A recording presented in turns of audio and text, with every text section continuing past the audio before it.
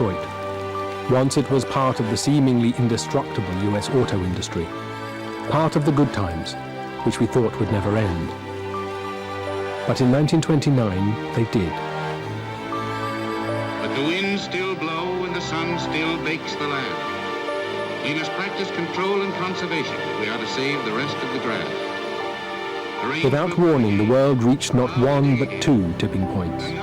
The climate and the economy both lurched without warning, without obvious cause, from equilibrium to chaos. Okay, thank you. Thank you everyone for coming for this documentary screening. I hope you people learned a lot of interesting things from these high anxieties and the mathematics of chaos. So if you have any question, we can discuss any remark, any question related to this. I would like to discuss. So, No question. how was that overall? I think I've already watched this documentary, but Mm-hmm. I forgot about that. Okay. And thank you for making it fresh again, Okay. and making me anxious again. Okay. Okay. Is this anxiety good or bad? I mean, what do you think about that?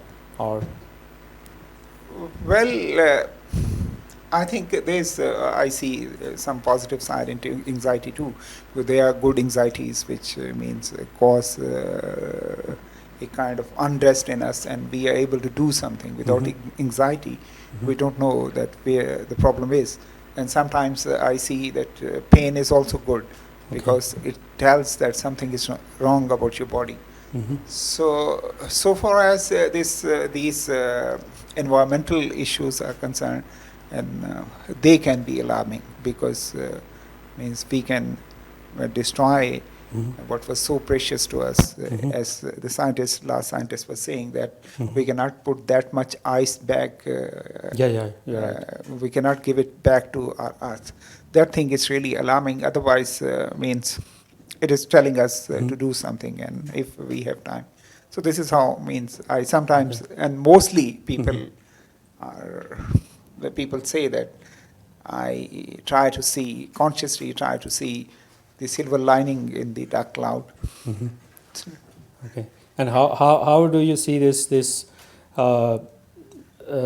thing of this ride of optimism and nihilism and this pessimism, this over the almost? Well, I remember when I watched this documentary for the first time, so I was thinking that the seeing order in the universe and predicting order in the universe is, they were rightly putting it, is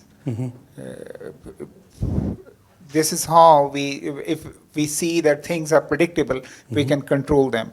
And we similarly see that people are predictable, we can control them. And when we see that, feel that these laws of physics are, physical world is predictable, we want to control it and call it science. And so it comes from the idea, as Newton was himself a religious person. He wrote more about Christianity than he wrote about main science. This is what I have wrote at length in my book too. So similarly, जो दूसरे वो आपने देखा जहाँ से chaos theory शुरू होती है. Poincaré. Yeah. Three-body problem. He was an atheist. And Laplace. He was an atheist who tried to look deeper into things and unsurface this uncertainty and blah, blah, blah. So I'm seeing it from different angle for the first time too, and I will try to write something about that. That is now at the back of my mind. And it will very soon come in some form. Okay. So any other comment or question related to that? Yeah.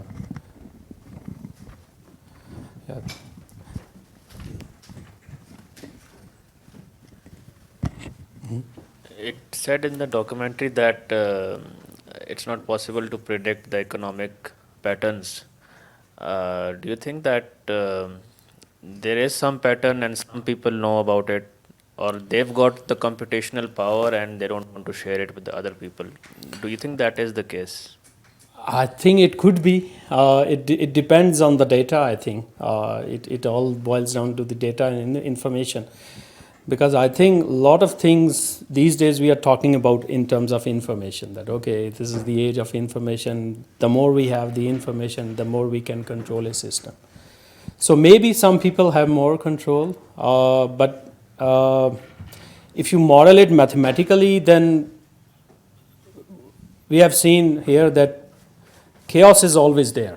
Okay, it's a part of any system. You can't avoid it.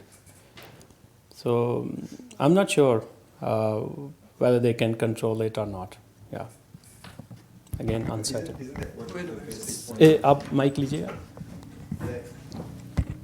That it's not possible to control. Oh, yes, but it depends for how much long.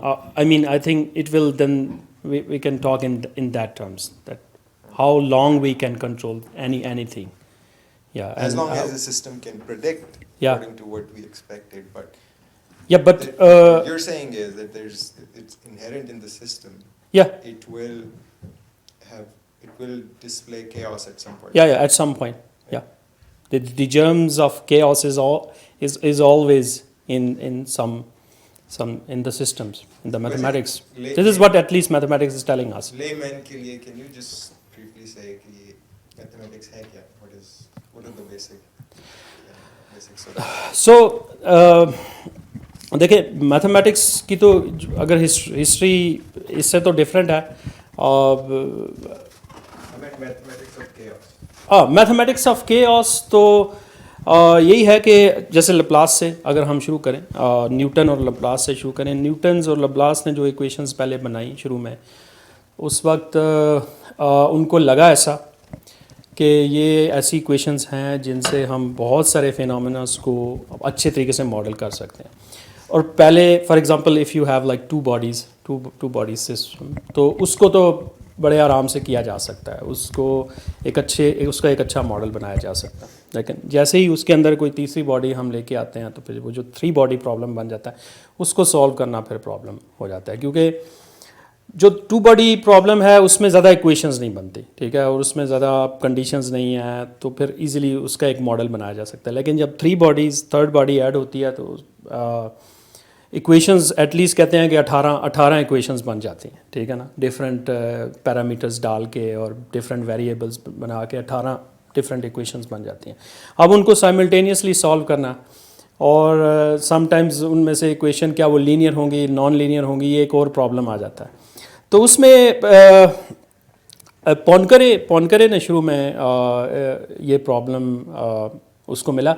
I think Norway या Sweden का जो king था उस time पे, 1885 की बात है शायद, उस वक्त उन्होंने एक इनाम रखा था इस प्रॉब्लम के लिए कि अगर आपके पास कोई 3 बॉडी प्रॉब्लम हो तो इसका कोई सोल्यूशन कोई लेके आए, तो उसके लिए उन्होंने एक इनाम रखा हुआ था.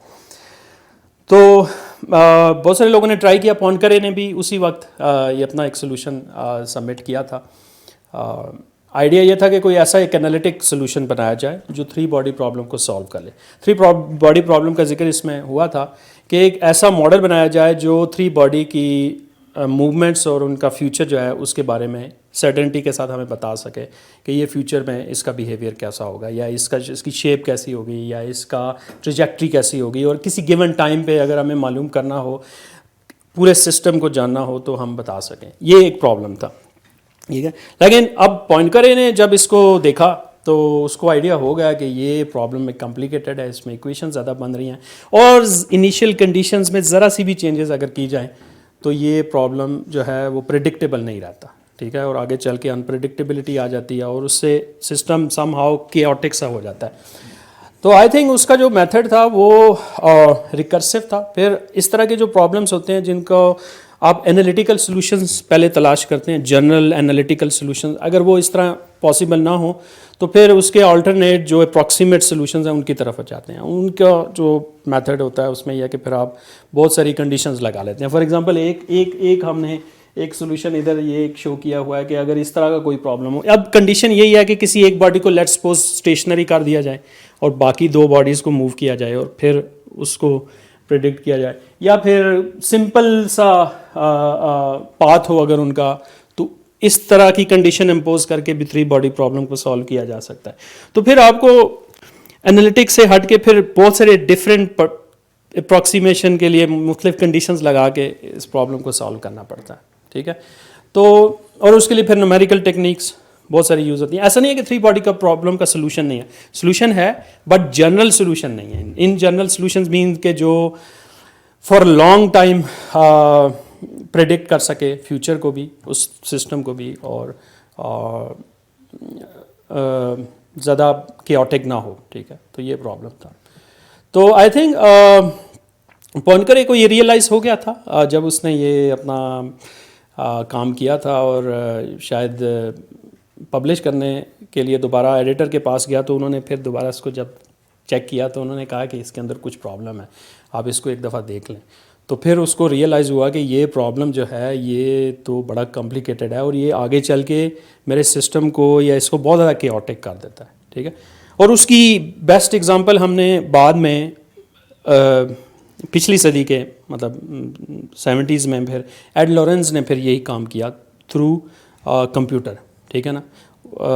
पोइनकर के टाइम पे तो कंप्यूटर नहीं था ना, तो उसने एनालिटिक और न्यूमेरिकल इस तरह के रिकर्सिव सॉल्यूशंस फाइंड किए थे। उसने यही काम वेदर के लिए जब किया ना, तो फिर उसने देख लिया कि ज़रा सी स्मॉल चेंजेस से कर्व के अंदर कितना ज़्यादा प्रॉब्लम आ जाता है।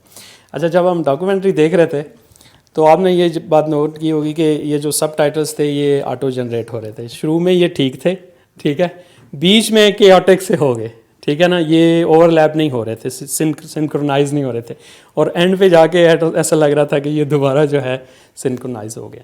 तो ये भी एक केओटिक प्रॉब्लम था जो हमने खुद भी शायद इस दौरान फील किया है। तो that was kind of interesting.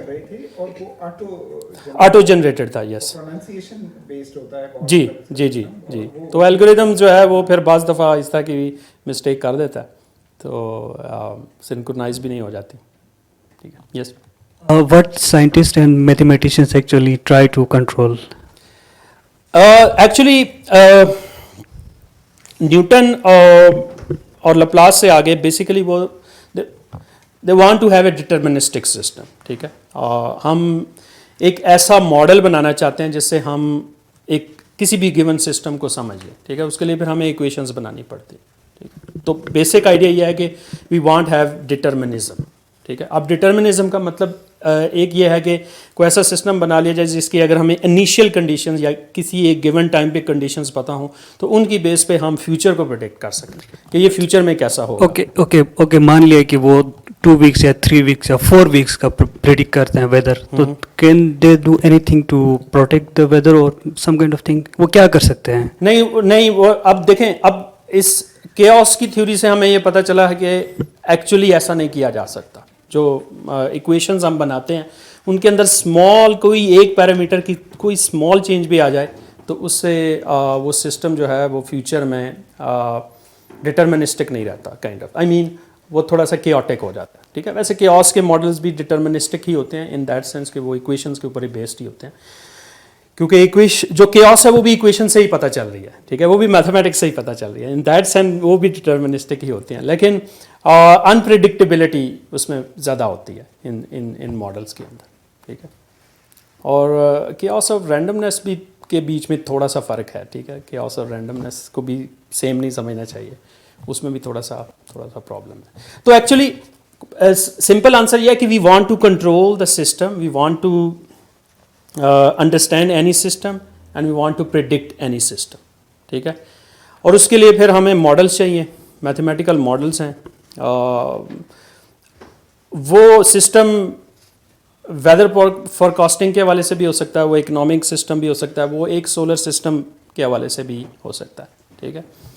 लेकिन इसके लिए जब हम इक्वेशंस बनाते हैं, अपनी मैथमेटिकल मॉडलिंग करते हैं या सिमुलेशंस करते हैं, तो उन सिमुलेशंस में हमने कुछ नंबर्स सेट किए होते हैं ना पहले से, जिसकी बेस पे हम कर रहे होते हैं। कुछ कंडीशंस और इनिशियल कंडीशंस सेट करके हम उसको रन करते हैं, सिमुलेट करते हैं। लेकिन आगे चल के वो सिस्टम के अंदर क्या चेंज आएगी ये पॉसिबल नहीं है प्रिडिक्ट करना, ठीक है। समटाइम वेरी स्मॉल, अच्छा वेरी स्मॉल का मतलब यह है कि कुछ फ्रैक्शंस ऑफ एक नंबर्स के ना डेसिमल्स में भी ज़रा सी भी स्मॉल चेंज आ जाए तो वो बज़ाहिर लगेगी नहीं कि ये कोई फ़र्क, कोई ये इतना एरर स्मॉल है तो इसका इम्पैक्ट होगा, लेकिन आगे चल के वो इम्पैक्ट होता है। न्यूटन और लप्लास के वक्त यही था कि उनको ये लगता था कि इस तरह के स्मॉल जो एरर्स हैं ना ये पूरे सिस्टम को लॉन्ग रन में इफेक्ट नहीं करेंगे, ठीक है। लेकिन लॉरेंस की फाइंडिंग के बाद ये पता चला कि ऐसा नहीं है, इसलिए वो एक ग्राफ था जिसमें हमने देखा था कि दोनों इनिशियल कंडीशन एक साथ साथ चलती हैं और सडनली थोड़ी सी चेंज आने की वजह से पूरे ग्राफ जो है ना वो ऑपोजिट डायरेक्शन में मूव करना शुरू हो जाते हैं, ठीक है ना। एक ऊपर जा रहा है, एक नीचे जा रहा है, वेरी स्मॉल चेंज। हाँ, मैथमेटिशियंस को पता है कि मतलब कुछ चीज़ें आउट ऑफ कंट्रोल है जी, तो उनको उन लोगों ने एंजाइटी का नाम दिया। देखें अब एंग्जाइटी इसमें इस सेंस में है एंग्जाइटी ये है कि हम जानना चाहते हैं और किसी भी सिस्टम को कंट्रोल करना चाहते हैं, लेकिन उसके अंदर जब केओस आ जाता है तो केओस से फिर यह कि अनसर्टेनिटी क्रिएट हो जाती है, ठीक है। जब अनसर्टेनिटी क्रिएट हो जाती है तो हम कहते हैं कि ये सिस्टम हमारा इससे आगे नहीं चल सकता, देन व्हाट, ठीक है। फिर हम वही है कि अननोन डोमेन में चले जाते हैं कि इससे आगे का हमें नहीं पता कि क्या होगा, ठीक है। अब उस एंग्जाइटी से बचने के बहुत सारे तरीके हैं, ठीक है एक आसान तरीका है god knows god will help, ठीक है। तो फिर बहुत सारे तरीके हैं जिनसे हम उसको सॉल्व करते हैं और कुछ नई टेक्निक्स भी बीच में ले आते हैं। जैसे कि जब कंप्यूटर एज शुरू हो गई तो फिर हमें लगा कि ये जो ऐसी मशीन हमने बना ली है ना, ये हमारे बहुत सारे जो प्रॉब्लम जो ह्यूमन एरर्स जिसमें आ रही थी उनसे हम बच जाएंगे इस मशीन की वजह से। लेकिन फिर हमें उधर से ही पता चला कि हमारे यहाँ सिस्टम में फिर प्रॉब्लम आ सकते हैं। अब फॉर एग्जांपल एआई के हवाले से कुछ लोग होपफुल हो रहे हैं इस एज में, अगर आप देखें तो, कि एआई जो है आर्टिफिशियल इंटेलिजेंस जो है ये हमारे बहुत सारे इश्यूज़ को ना रिजॉल्व कर देगी, ठीक है। लेकिन उसके साथ ही एक अनसर्टेनिटी भी क्रिएट हुई है और बल्कि इस दफ़ा तो ज़्यादा अनसर्टेनिटी जो एआई बनाने वाले हैं वो खुद ही क्रिएट कर रहे हैं, ठीक है ना। वही जो बता रहे हैं कि ये जो है ना इट कुड बी डेंजरस, ठीक है, और ये बहुत सारे प्रॉब्लम सॉल्व भी कर देगी और हो सकता है कि ये इतनी ज़्यादा एडवांस्ड हो जाए कि ये हमारे लिए एक मुसीबत बन जाए, ठीक है। तो अब देखें इसमें भी फिर वही केओस और अनसर्टेनिटी यहाँ पे भी आ गई है। इस हवाले से if you want to say anything about this uncertainty related to this artificial intelligence, ये तो काफ़ी पॉपुलर सी एक डिस्कशन होती है आमतौर पे। What do you think about that? any idea? Tanya, what do you think about that? Do you want to say something? Okay. Okay, मेरा एक लास्ट क्वेश्चन, ये जो 3 बॉडी प्रॉब्लम है इसमें जो 3 बॉडीज़ है ये सारे इंटरडिपेंडेंट है? जी, ये डिपेंडेंट एक दूसरे के ऊपर हैं और बहुत सारे फैक्टर्स हैं मूव करते हुए, इनकी आपस के बीच में पोजीशंस हैं, एक दूसरे की जो ग्रेविटेशनल पुल है वो है, और अगर बाकी सिस्टम्स को बीच में से हटा देते हैं, ठीक है, जस्ट फॉर 3 बॉडी करते हैं तो फिर ये इंटरडिपेंडेंट है। अगर इनमें से एक डीएक्टिव हो जाए तो? देखिए आप अगर एक डीएक्टिवेट हो जाएगा तो उसको पहले आपको डिफाइन करने का पड़ेगा कि what do you mean by that. क्या उसको हमने स्टेबल कर दिया, कांस्टेंट कर दिया या स्टेशनरी कर दिया? अगर वो स्टेशनरी हो गया है तो फिर बाकी 2 सिस्टम्स, अब 2 बॉडी सिस्टम बन जाएगा, क्योंकि फिर ये इसका इम्पैक्ट नहीं है बाकियों के ऊपर, ठीक है। और कितना है फिर ये देखना पड़ेगा।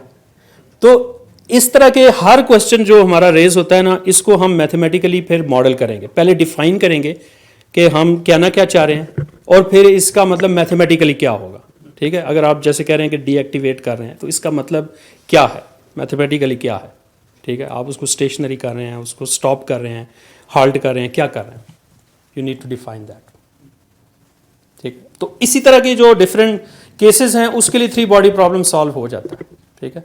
कि अगर आप 3 बॉडीज़ हैं, एक को स्टेबल कर दें और फिर रहता तो फिर भी 3 बॉडी है तो इसको सॉल्व कर लें तो कुछ सोल्यूशन उसके आराम से निकल जाएंगे। बट सारे केसेस में जनरल सोल्यूशंस फाइंड करना ये पॉसिबल नहीं है, इक्वेशन ज़्यादा हैं, पैरामीटर ज़्यादा हैं, तो फिर मॉडल करना मुश्किल होता है। अक्सर अगर आपने देखा हो कि बहुत सारी रील्स और मीम्स बनी होती हैं जिसमें एक सोलर सिस्टम बड़ा ज़बरदस्त, पुराना सोलर सिस्टम तो मॉडल बहुत सिंपल होता था ना, कि जिसमें जस्ट सूरज है और बड़े आराम से मूव कर रहे हैं प्लैनेट्स, कितना आसान था, प्रेडिक्टेबल था, ठीक है। और उधर से ही शायद ये एक आइडिया आया था कि शायद हम प्रेडिक्ट कर लेंगे फ्यूचर को भी। लेकिन अब जब मॉडल, हम जो लेटेस्ट मॉडल देखते हैं उसमें देखा सूरज मूव कर रहा होता है और ये जो बाकी प्लैनेट्स हैं ये भी एक स्पाइरल वे में आगे जा रहे होते हैं, ठीक है। और वो कितना कॉम्प्लिकेटेड लग रहा होता है। अब उसमें ज़रा सी कोई एक स्मॉल चेंज किसी एक में भी आ जाए तो ये सिस्टम बहुत ज़्यादा मेसी और केओटिक हो सकता है, ठीक है। It could be possible, yes.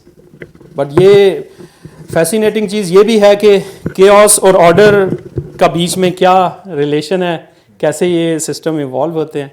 This is always like interesting thing.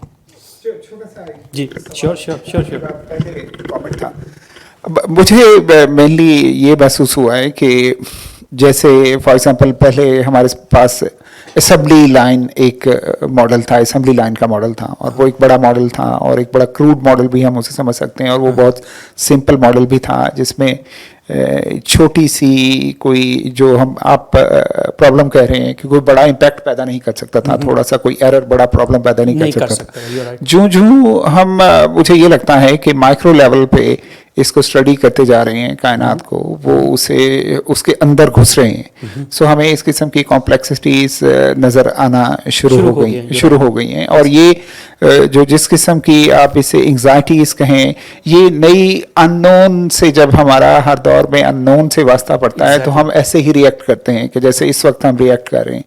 वो हम अपने माइंड में एक छोटा सा, एक बड़े जंगल में एक छोटी सी पार्क बना के बैठे होते हैं तो हमें पता चलता है कि यार ये जंगल है, ये बहुत बड़ा है। और जंगल आप देख लें कि डिसऑर्डर का इस्तारा है, वही क्योस का इस्तारा है।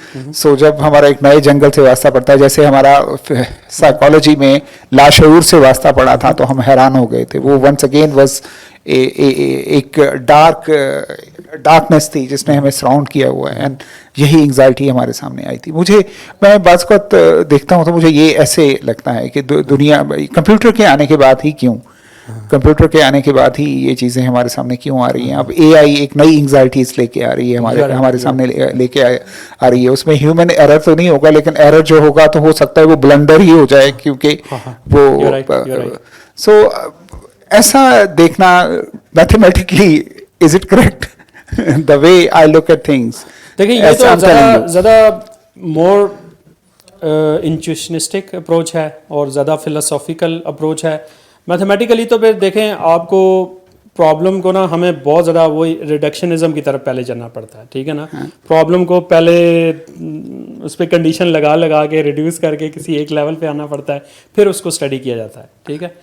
तो डोमेन्स भी थोड़ी सी डिफरेंट है, ठीक है। अब जो माइंड और शऊर और लाशऊर की बातें हैं, अब मैथमेटिशियन इसको कैसे स्टडी कर सकते हैं, ठीक है। जो ही नई एक कॉम्प्लेक्स रियलिटी हमारे सामने आती है तो वो एंग्जाइटी हमारे अंदर पैदा करती है। जी।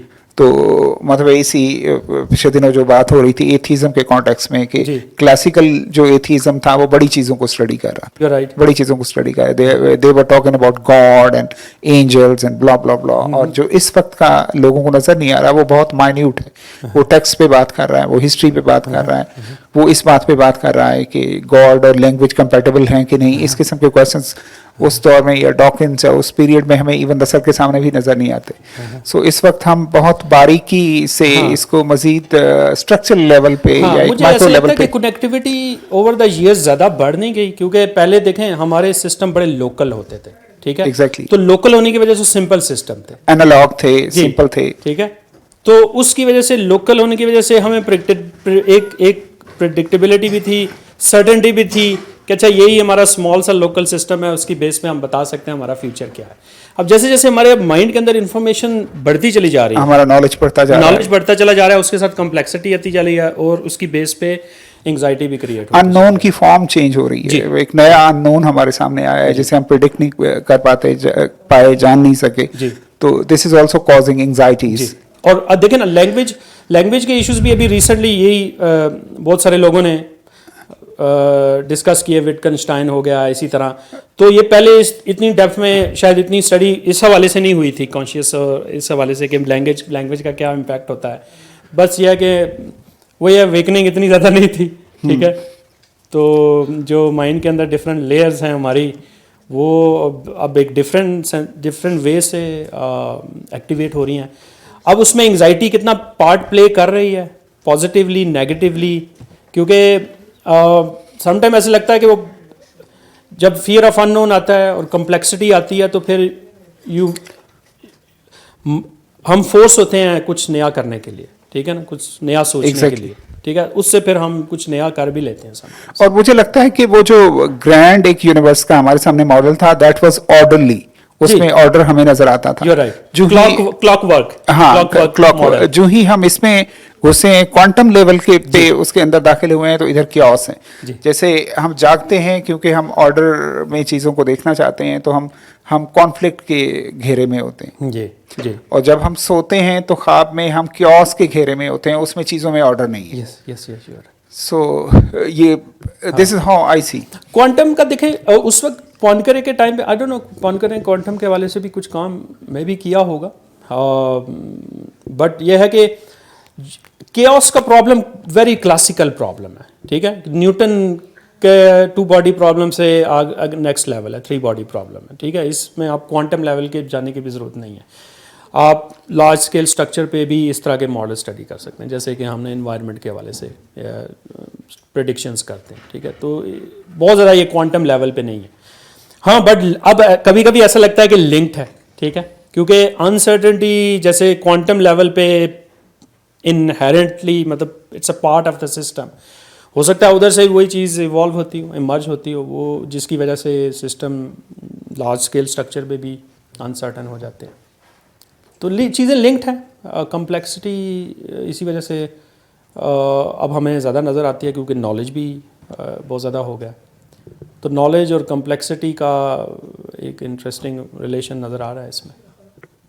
तो और anxiety, of course, your anxiety. Good, thank you everyone for coming, see you next time. Good, thank you यार।